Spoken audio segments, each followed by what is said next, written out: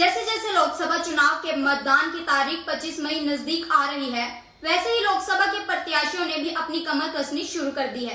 वो जनता के बीच जाकर अपने लिए वोटों की अपील कर रहे हैं। कोई जनता से आशीर्वाद ले रहे हैं तो कोई प्रत्याशी मंदिर में जाकर भगवान का आशीर्वाद ले रहा है। वहीं इस कड़ी में आज फरीदाबाद लोकसभा सीट से ही भाजपा प्रत्याशी कृष्णपाल गुर्जर पलवल के ऐतिहासिक पंचवटी मंदिर में पहुंचे और पूजा अर्चना के साथ ही मंदिर के महंत से आशीर्वाद लिया। इस मौके पर भाजपा प्रत्याशी कृष्णपाल गुर्जर ने कहा कि वो चुनाव से पहले हर बार मंदिर में महंत का आशीर्वाद लेने पहुंचते हैं। जब उनसे पूछा गया कि कांग्रेस प्रत्याशी महेंद्र प्रताप से कैसा मुकाबला रहेगा, तो उन्होंने कहा कि भाजपा के सामने कोई नहीं टिक पाएगा। किसी दल के पास पीएम मोदी के मुकाबले का चेहरा नहीं है। ये देश का चुनाव है। उन्होंने इंडिया गठबंधन पर निशाना साधते हुए कहा कि ये सब घोटालेबाज है। यहाँ दागदार चेहरे हैं, कुछ जेल में बंद है या जमानत पर है। हम मोदी के फेस पर वोट मांग रहे हैं और उनके पास कोई चेहरा नहीं है। वो दावे के साथ कह सकते हैं कि फिर से भाजपा सरकार बनेगी और फरीदाबाद लोकसभा सीट से उनकी ही जीत होगी। आज बाबा महेंद्र जी का आशीर्वाद लेने के लिए हर चुनाव में मैं यहाँ पर आशीर्वाद लेने के लिए आता हूँ और मुझे आशीर्वाद मिलता है और मुझे उस आशीर्वाद का फल भी मिलता है। और निश्चित तौर पे मैंने आज पंचवटी मंदिर में महेंद्र जी का आशीर्वाद लिया है, तो निश्चित तौर पर उसका फल मुझे मिलेगा। अगली बार क्या उम्मीद है? देखिए, मैंने पहले बताया था, आप लोगों ने मन बना दिया है।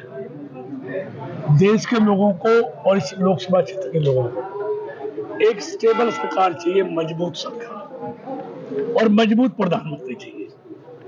30 साल के बाद 2014 में भारतीय जनता पार्टी एनडीए की एक पूर्ण बहुमत की सरकार देश में बनी 30 साल के बाद, 84 के बाद, और उसका जो परिणाम आया है, देश दुनिया की 11वीं से 5वीं ताकत बन गया है, 3री बनने की तैयारी है। जो जनसंघ से लेके हमारे जो वैचारिक संकल्प थे, 370 हो, सीएए हो, राम मंदिर हो, उसको पूर्ण किया है। तो आज देश में सिर्फ एकमात्र पार्टी भारतीय जनता पार्टी है जो अकेले अपने बूते पर देश में पूर्ण बहुमत की सरकार दे सकती है, मोदी जी के नेतृत्व में। आज किसी दल की वो हैसियत देश में नहीं बची है जो अपने दम पर पूर्ण बहुमत की सरकार बने, इसलिए सारे ठग इकट्ठा हो रहे हैं। देश की जनता जानती है, इन ठगों ने 2005 से लेकर 2014 तक भी इस देश को लूटा था। अगर इस देश को इन 10 साल में वैभवशाली देश बनाया है तो नरेंद्र मोदी, भारतीय जनता पार्टी, एनडीए की। आज घोटाला मुक्त भारत दिया है, आतंकवाद मुक्त भारत दिया है, भ्रष्टाचार मुक्त भारत दिया है।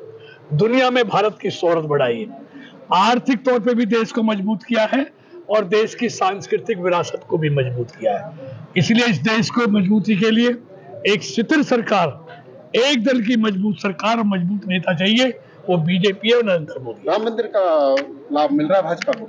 देखो, निश्चित तौर पर मैंने कहा ना, इस देश में अपनी सांस्कृतिक विरासत को मजबूत किया मोदी की सरकार ने। राम मंदिर क्या, आप काशी को देखो, आप केदारनाथ, बद्रीनाथ, सोमनाथ, उज्जैन के महाकाल को देखो, सबका जीर्णोद्धार किया जा रहा है, सबको राष्ट्रीय राजमार्गों से जोड़ा जा रहा है। मतलब देश को आर्थिक तौर पे भी मजबूत कर रहे हैं और देश की सांस्कृतिक विरासत को भी मजबूत कर रहे हैं। अवतार बढ़ाना से महेंद्र प्रताप को कितना मजबूत मानते हैं? अवतार बढ़ाना से महेंद्र प्रताप को कितना मजबूत मानते हैं? देखिए, आज भारतीय जनता पार्टी के सामने कोई मजबूत नहीं है। आज इस देश में भारतीय जनता पार्टी मजबूत है, नरेंद्र मोदी मजबूत है। आज किसी दल के पास चेहरा नहीं है मोदी के मुकाबले का। अगर है तो बताएं देश के लोगों को, भाई मोदी नहीं तो कौन, ये तो बताना पड़ेगा। लोग ये कहते हैं कि पीएम से तो कोई दिक्कत नहीं है, लेकिन कृष्णपाल का विरोध है। देखिए, ये देश का चुनाव है और देश के सामने सारे मुद्दे गौण हो जाते हैं। देश को एक मजबूत प्रधानमंत्री, मजबूत सरकार चाहिए। और देखिए, दूसरी तरफ मोदी के खिलाफ जो चेहरे, सब पर घोटालों की कालिक पुती हुई है, सब जमानत पर आए हुए हैं।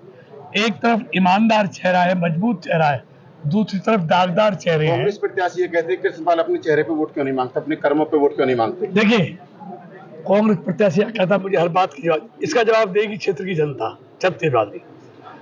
हमारे पास मोदी है तो मांग रहे ना, जरा वो मांग के दिखाएं, पप्पू के नाम पर दिखाएं जरा। हमारे पास मोदी है तो मान रहे हैं ना, उनके पास मान लिया उनके पास कोई नहीं है तो लोग क्यों वोट देंगे? हमारे पास एक दुनिया का सबसे लोकप्रिय चेहरा मोदी का है, तो हमारे पास नेता भी है और किए हुए काम भी है। उनके पास तो कलंकित चेहरे हैं, कालिक से पुते हुए चेहरे, दागदार चेहरे, जमानत पर आए हुए चेहरे, इसलिए वो कोई चेहरा बता नहीं पा रहे देश में। मंत्री जी, कल कांग्रेस के 2 गुटों में झगड़ा भी हुआ है। मेरी आपने आदत है, जिलाध्यक्ष का अपमान कर दिया सीएम के सामने। लेकिन जिलाध्यक्ष कौन कहता है?